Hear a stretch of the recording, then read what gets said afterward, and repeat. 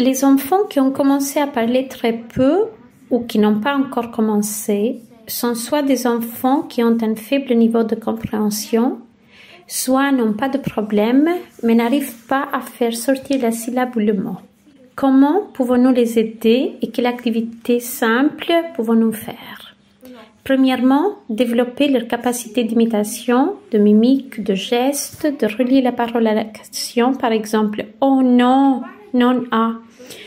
Utiliser les sons d'objets qui se trouvent dans l'environnement, par exemple le bruit de la voiture, an.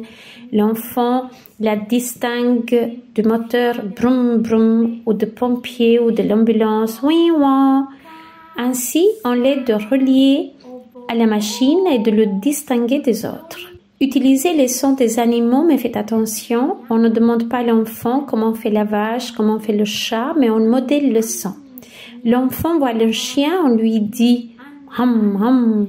Il voit un chat, on lui dit miaou. Ou quand on utilise des puzzles avec des sons, des livres, de simples tablettes, des sons d'animaux.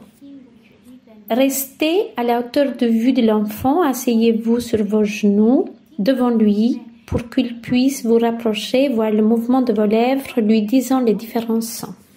Suivez l'enfant quand il émet des sons pour qu'il se renforce et continuez à suivre en retour. Vous exposez un autre son qu'il capte et commence à vous imiter.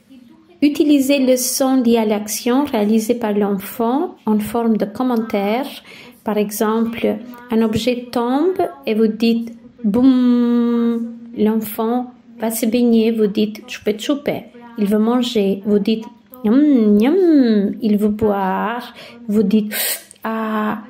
Utilisez un mot, surtout des mots courts de maximum de 1 à 2 syllabes pour certaines situations naturelles comme « viens », « donne », « allez ». Simplifiez donc le langage de l'enfant de manière qu'il puisse vous suivre et vous imiter de plus. Ainsi, ils se sont motivés pour émettre ces sons.